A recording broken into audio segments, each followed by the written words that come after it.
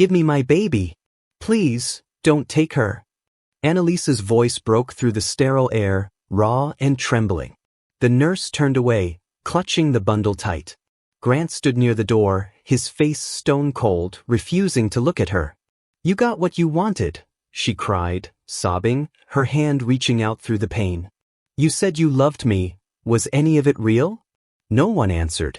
The only sound was the pen scratching against paper as he slid the divorce documents toward her. The ink blurred through her tears. Somewhere down the hall, her newborn's cry faded into silence. Before we begin, please like, subscribe and tell me in the comments. Where are you watching from? Globe showing Europe, Africa, United States, Canada, UK, Australia, Jamaica.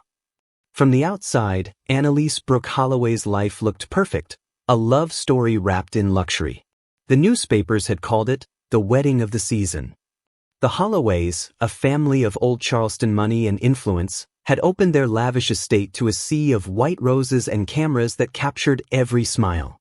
And standing beside Grant Holloway, her handsome, ambitious husband, Annalise had believed, foolishly, that she had finally stepped into a dream.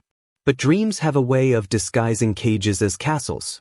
From the moment she married into the Holloway family, Annalise realized she didn't belong, not really. She was polite, well-spoken, and graceful, but she was not one of them. She came from middle-class roots, her mother a nurse, her father unknown, and that made her presence among Charleston's elite a scandal wrapped in forced politeness. Grant's mother, Eleanor Holloway, was the kind of woman whose approval was currency. She smiled in public but measured people in private, deciding who was worthy of her name. To her, Annalise was a charity project, a delicate ornament to polish for appearances. Grant was different at first, or at least he seemed to be. He wooed Annalise with patience and charm, showing her a tenderness she'd never known. For the first few months of marriage, she believed his gentleness meant love. But love isn't just soft words and pretty gifts, it's consistency. Anne Grant's kindness faded as quickly as the ink dried on their marriage certificate. He became distant. His eyes, once warm, now looked past her. Conversations became chores, dinners became quiet performances, and intimacy vanished completely. When Annalise asked what was wrong, he'd smile and say, "You're imagining things." But she wasn't. Because late at night, when he thought she was asleep, she heard him on the phone, laughing softly, whispering the name Serena. The name lingered like perfume in her dreams. She knew Serena Vale, a glamorous socialite with sculpted cheekbones, known for her looks and her scandalous charm. The gossip columns had hinted at Serena and Grant's history long before Annalise ever said, "I do." At first, she told herself she was being paranoid. That marriage changes, that maybe Grant was stressed from work. But then the excuses ran out. When Serena started showing up at Holloway events, flaunting her friendship with Eleanor, Annalise realized this wasn't a fling, it was an arrangement. She began to see the pattern: Eleanor's sudden interest in Annalise's diet, the family's obsession with future heirs, the quiet pressure to conceive. And when the pregnancy finally happened, the family's reaction wasn't joy, it was relief. "Good," Eleanor had said coolly. "You've done your duty." From that moment, Annalise wasn't treated like a wife anymore, she was treated like a vessel. Every doctor's appointment was arranged by Eleanor. Every meal monitored. Every phone call supervised. Annalise wasn't allowed to travel, wasn't allowed to lift anything heavier than a book, and wasn't even allowed to choose her own physician. Grant barely spoke to her anymore. When he did, it was mechanical, transactional. She tried to reach him, to ask if they could still fix what was broken, but he always found a reason to leave the room. It was during one of those quiet afternoons, when she was sitting on the balcony overlooking the Holloway Gardens, that she overheard the conversation that would change everything. Eleanor's voice carried through the open door, crisp and cold. "Once the baby arrives, she'll have served her purpose. Grant, I've already spoken to the lawyers. We'll have her sign the papers immediately." Annalise froze. Her heart pounded in her chest, her breath catching as the words sank in. Served her purpose. That night, when Grant came to bed, she pretended to sleep. She felt him lie beside her, close but never touching. She wanted to scream, to ask him why, but she didn't. Because deep down, she already knew. Days turned into weeks, and her body grew heavier, slower, and weaker. Her spirit dimmed under the weight of their indifference. The once bright girl who had dreamed of being loved now spent her days counting the hours until her next checkup, the only time she left the house. Still, a small part of her clung to hope. Maybe, she thought, when he holds the baby, something will change. Maybe he'll see me again. But the house grew colder with every passing day. Eleanor's smiles became sharper. Serena's visits became more frequent. Annalise began to understand that she was surrounded not by family, but by predators dressed in pearls and silk. Then, in the final month of her pregnancy, she caught a glimpse of Serena and Grant outside the study window, her hand on his arm, his lips brushing her forehead. Her chest ached so deeply she thought her heart might stop right there. She didn't confront them. She simply turned away, tears sliding silently down her face. She'd learned by then that silence was her only shield. And as she stood there, watching the autumn leaves fall over the Holloway estate, she whispered to herself, "When this is over, so am I." What she didn't know was that the ending she feared would be the beginning of everything she'd ever been denied. If you've ever watched someone give their all to a love that only took, if you've ever stayed when you should have walked, then you already know what Annalise feels. Don't scroll past this story. Subscribe, not for her pain, but for her courage, because every broken heart deserves to be seen before it heals. Pregnancy was supposed to be sacred, but inside the Holloway mansion, it was strategy. From the moment the doctor confirmed Annalise was expecting, the family's demeanor shifted from polite indifference to strict surveillance. Eleanor Holloway became her warden, monitoring every movement, every meal, every interaction. The mansion staff was instructed never to leave Annalise alone for long. Her calls were screened, her friends turned away at the gate, and her mail quietly intercepted. Whenever she asked about it, Eleanor's answer was always the same, a smile too calm to be kind. "You're carrying the future of this family, dear. You'll thank me one day." But Annalise didn't feel like she was carrying a future. She felt like she was carrying her sentence. Her body changed, but so did everything else. Her freedom, her voice, her sense of safety. Grant barely came home anymore. When he did, he stayed in his study or left before dawn. She tried to believe he was busy with work, but the scent of unfamiliar perfume on his shirts told a different story. And Serena Vale's face was everywhere. On magazine covers. On social media. Always smiling, always perfect. The woman who could have everything but the one thing Annalise was forced to give. A child. When Eleanor's friends came to visit, Annalise was paraded like a trophy mare. They'd pat her hand and say things like, "You must be so proud, darling. You've secured your place now." She'd smile weakly, pretending their words didn't make her skin crawl.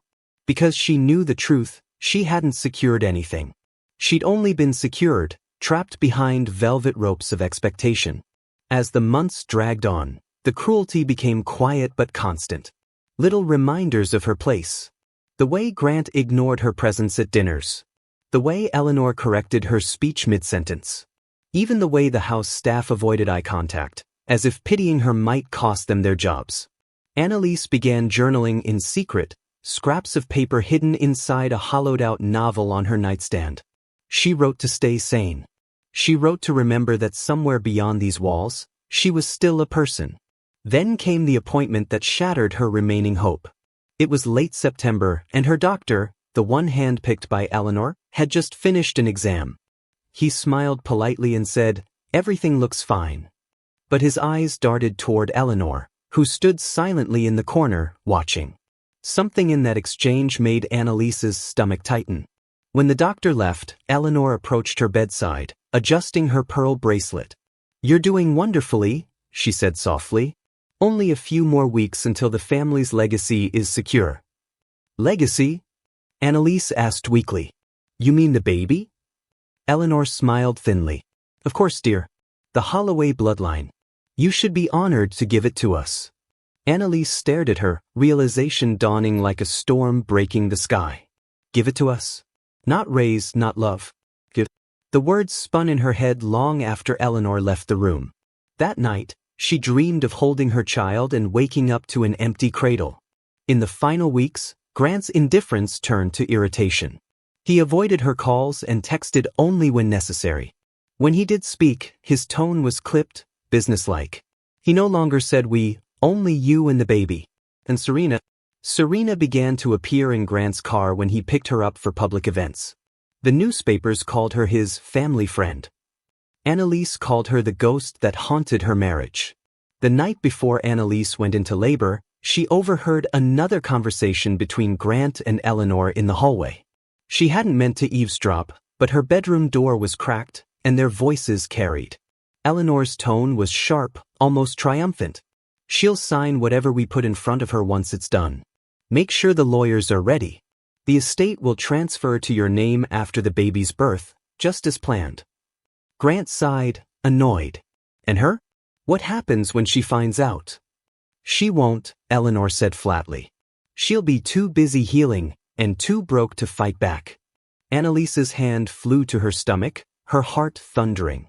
The baby kicked, as if sensing the danger in the air. She bit back tears, pressing a hand to her mouth to stop the sob from escaping. That night, she didn't sleep. She lay awake, one hand on her belly, whispering to the life inside her. You're the only good thing I've ever done right. And I will love you, even if they won't let me. The next morning, the pain started. It came in waves so sharp she thought she was dying. The staff rushed her into the Holloway's private hospital suite. Eleanor arrived minutes later, all calm efficiency, barking orders at nurses as if this were a business meeting. Grant appeared hours later, not to hold her hand, but to ensure the delivery went as planned. He didn't even look her in the eyes when he said, "Do what the doctors tell you." By the time night fell, Annalise was too weak to fight the exhaustion. When the baby's cry finally filled the room, she reached out instinctively, only for the nurse to turn away. And that was when Eleanor smiled. "It's done," she said quietly. "You've served the family well, Annalise." Annalise barely had time to process those words before Grant entered the room holding a pen and a folder thick with legal documents. Her hand trembled as he placed it on her lap. "Sign," he said coldly. "It's over." The world blurred. Her baby's cries echoed somewhere down the corridor. And in that moment, Annalise knew love had never lived here. Only ownership. If you've ever watched someone give everything, their body, their trust, their heart, only to be treated like they were disposable, you already know Annalise's pain. Don't scroll past stories like this. Subscribe, because silence only protects the cruel. And every story like hers deserves to be heard before it's too late. The world after birth didn't feel like a miracle. It felt like a blur of pain, cold air, and betrayal. Annalise could barely keep her eyes open as nurses rushed around her. The bright fluorescent light burned her skin, and her body ached with exhaustion. She'd heard her baby's cry, that first small, beautiful sound, but the silence that followed was worse than death. "Where's my baby?" she whispered, her throat dry. No one answered. A nurse adjusted her eyes flicking toward the door. She looked frightened. Then the door opened. Grant walked in, crisp suit, no emotion. Not a hair out of place. Beside him, Eleanor Holloway's heels clicked against the tile, each step measured, purposeful. Annalise tried to sit up, wincing. "Where is she?" Eleanor's lips curved slightly. "The baby is being examined. You should rest." "I just want to hold her," Annalise pleaded, her hand reaching out. Grant didn't move. He just placed a thick envelope on the bedside table. "You'll have time for that later. First, we need you to sign these." Annalise blinked through her tears, confused. What is this?" Eleanor's voice was calm, too calm. "Legal documents. For your own protection." Her protection.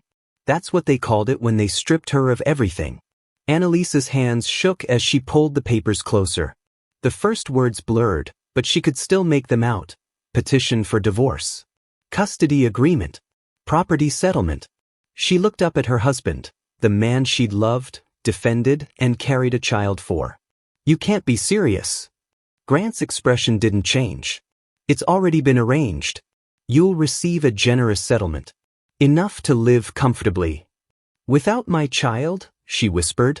Eleanor folded her arms. The baby belongs to the Holloway name Annalise. That's what this was always about. Surely you understand your place by now.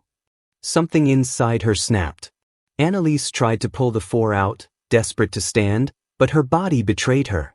Pain ripped through her abdomen. You can't, she's my daughter, she screamed. A nurse appeared from the hallway, startled. Eleanor turned sharply. Take care of her. The nurse hesitated. Her eyes flicked toward Annalise, sympathy flashing for only a second before obedience took over. She injected something into Annalise's arm, and the world began to fade. Through the blur, Annalise saw Grant place the pen in her hand. Sign it, he said coldly. You'll only make this harder for yourself. Her hand trembled as the ink hit paper. The letters of her name looked foreign, not the signature of a wife, but of a ghost. And then it was over. When she woke up hours later, the room was dark and empty. Her arms instinctively reached for where her baby should have been, but all she touched was cold sheets. She called out weakly, but no one came. The machines beside her hummed steadily, indifferent to her breaking heart. Tears burned her eyes as she realized the truth. She had nothing left. No husband. No family. No child. By the next morning, she was discharged from the private hospital wing. Eleanor had arranged for a car to take her home. Home, as it turned out, was not the Holloway estate. It was a small, worn-down rental on the other side of town, one of the Holloway's charity properties. A single suitcase sat waiting inside, filled with her old clothes and a note that read, "Best of luck. Please do not contact us again." It wasn't signed, but she recognized Eleanor's handwriting immediately. For days, Annalise barely moved. Her body healed, but her spirit didn't. The house was quiet except for the creak of the old floorboards and the echo of her child's cry that lived in her memory. Each night, she pressed her hand to her stomach, whispering the same words like a prayer. I'll find you. I promise, I'll find you. One evening, as rain battered the windows, she turned on the small TV that came with the house. The first thing she saw was Serena Vale, smiling on a red carpet, wearing a diamond bracelet that had once been Annalise's. The headline read, Grant Holloway and Serena Vale, society's new power couple. The date was less than a month after her divorce. Annalise stared at the screen, her chest tight, her pulse pounding in her ears. The betrayal wasn't shocking anymore. It was just confirmation. Confirmation that she had been nothing more than a transaction, a womb for hire. She wanted to scream, to destroy something, but all she could do was cry, quietly, bitterly, into her pillow until morning. Weeks passed, then months. She took small jobs, typing, bookkeeping, anything that paid enough to keep the lights on. She stopped looking at herself in mirrors because she didn't recognize the woman staring back. One day, a letter arrived in the mail, no return address. Inside was a photo. Her daughter. She knew it instantly, the shape of her eyes, the soft curl of her hair. There was no note, no name. Just a silent reminder of everything that had been stolen. Her hands trembled as she held the picture against her chest. The ache inside her sharpened into something new, not sorrow this time, but resolve. The next morning, she walked to the small bus stop near her house, gripping the photo tightly. The wind tugged at her coat as she looked out across the gray Charleston skyline. She didn't know how yet, but she would find her child. She would make the Holloways regret every tear, every cruel word, every lie. Because sometimes, it takes losing everything to realize how much power has been sleeping inside you. And what Annalise didn't know, what fate was waiting to reveal, was that the blood in her veins carried a legacy older and stronger than the Holloways could ever imagine. That her pain wasn't just tragedy. It was inheritance. The day the letter came again, this time with a phone number and a single sentence, her whole life shifted. We've been looking for you, Annalise. Your real name isn't Holloway, it's Winton. The letter sat on her kitchen table for hours before Annalise found the courage to touch it again. The handwriting was elegant, deliberate, nothing like the cruel notes Eleanor used to leave her. She unfolded the second page slowly. We believe you are Annalise Winton, the biological daughter of Samuel Winton, founder of Winton Holdings. Please contact us immediately. She read it again. And again. Her mind rejected it at first. It had to be a mistake. She was nobody. She had no past, no fortune, no family that wanted her.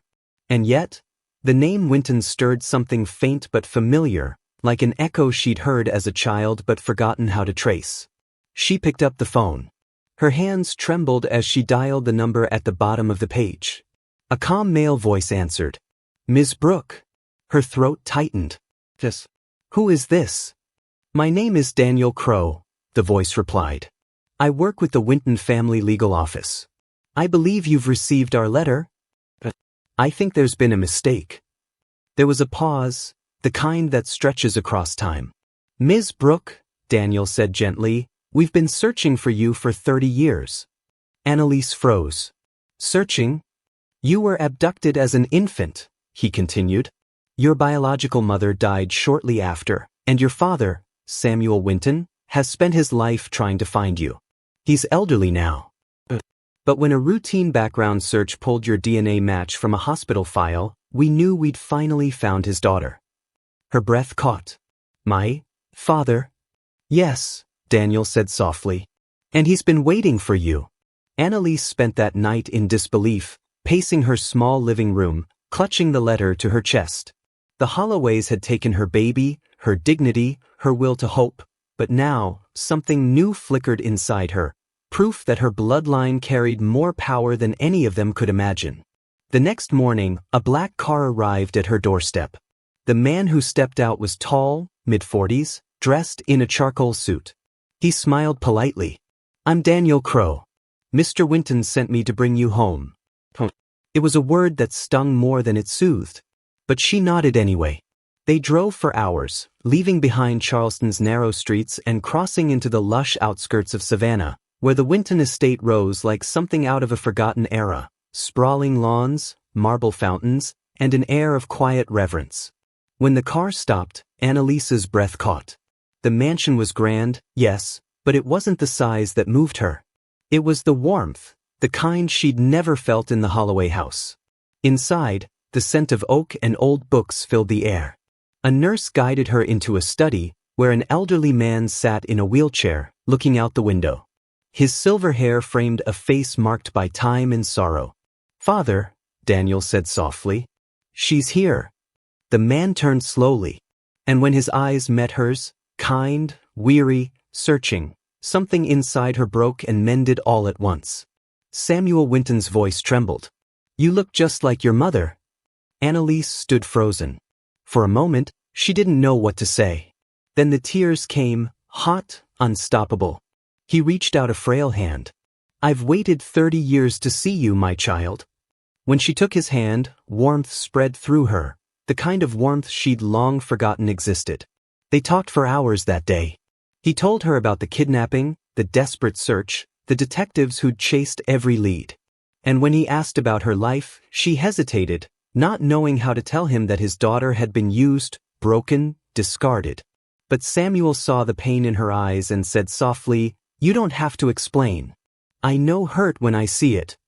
By evening, she knew everything, including the shocking truth that the Winton family's influence stretched far beyond the Holloways. The Wintons owned half the real estate in Charleston, including several properties managed by Holloway Holdings.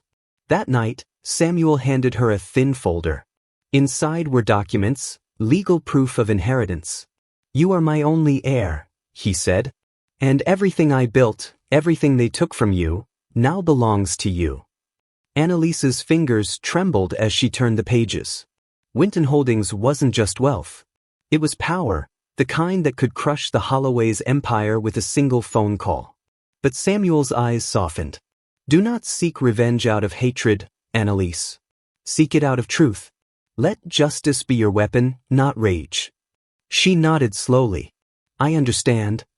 He smiled faintly. Good. Because tomorrow, you'll see what true strength looks like when it finally wakes.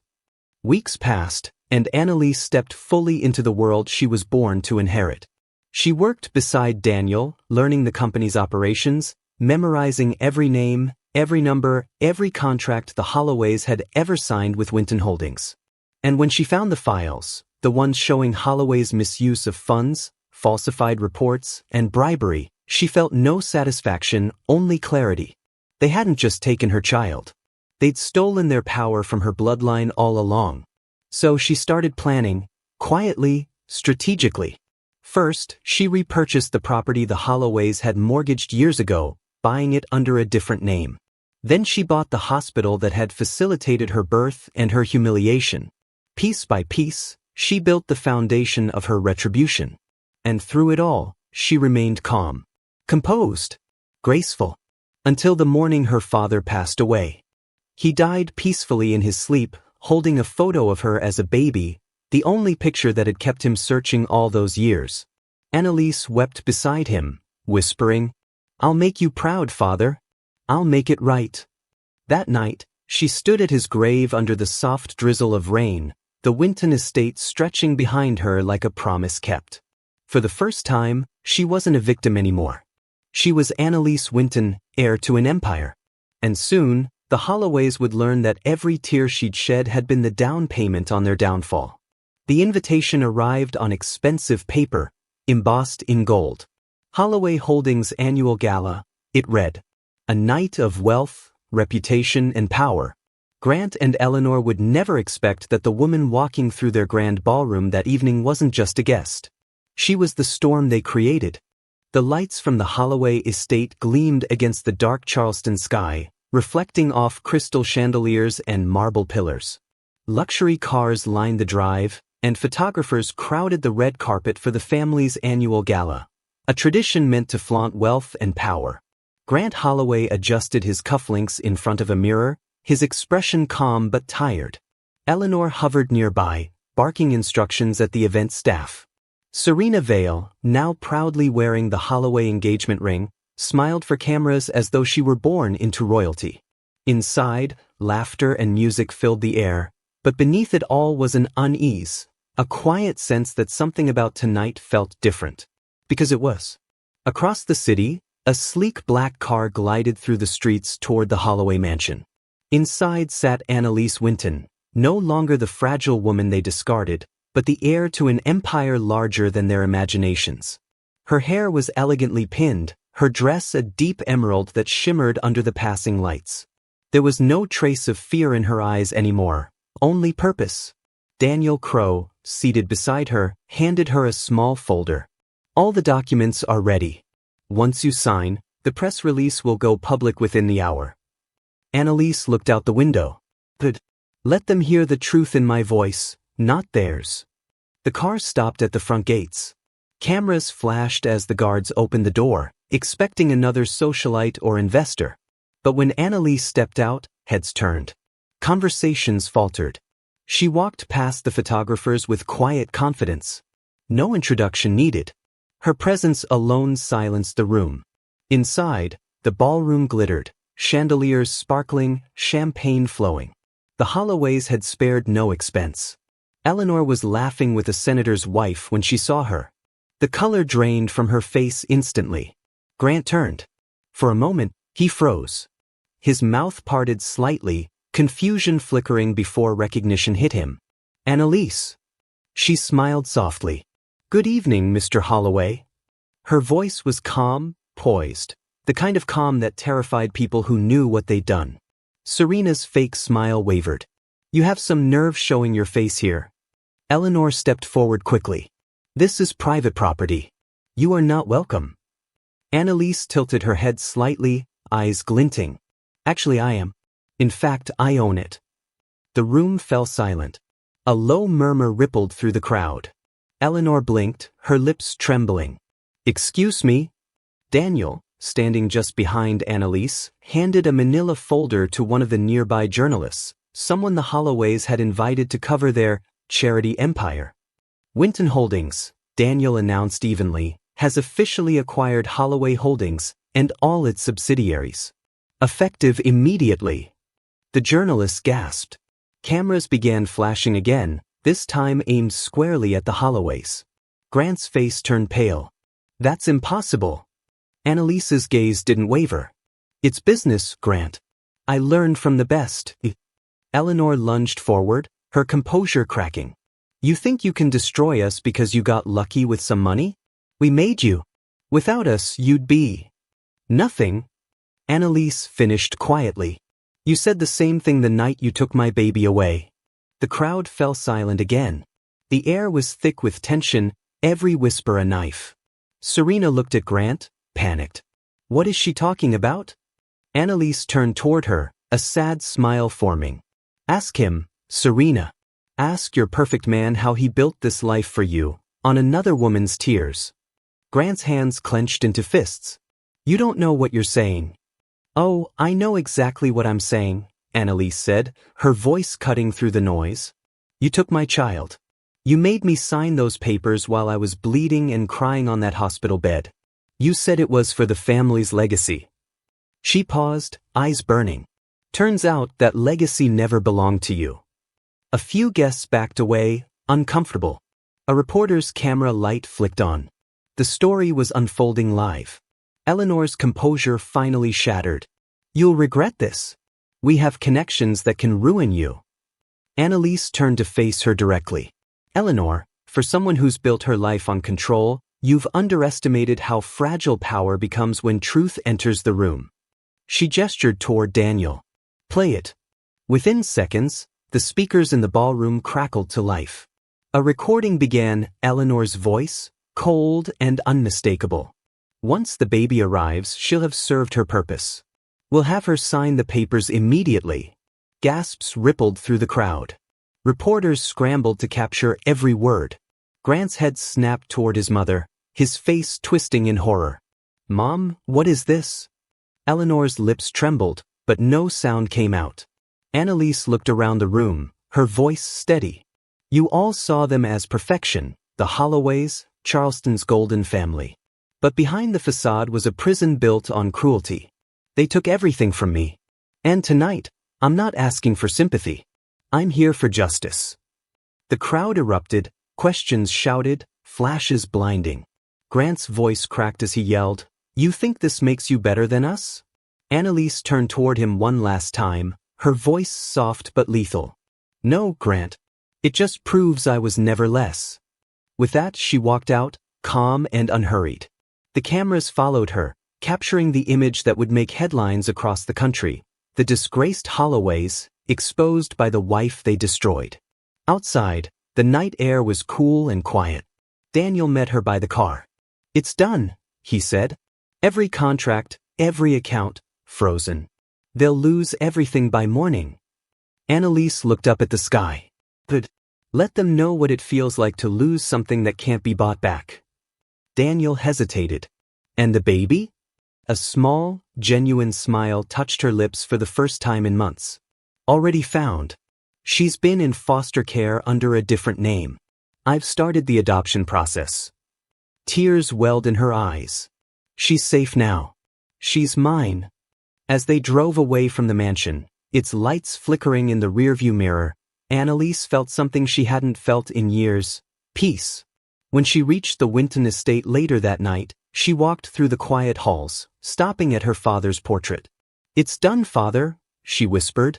You can rest now.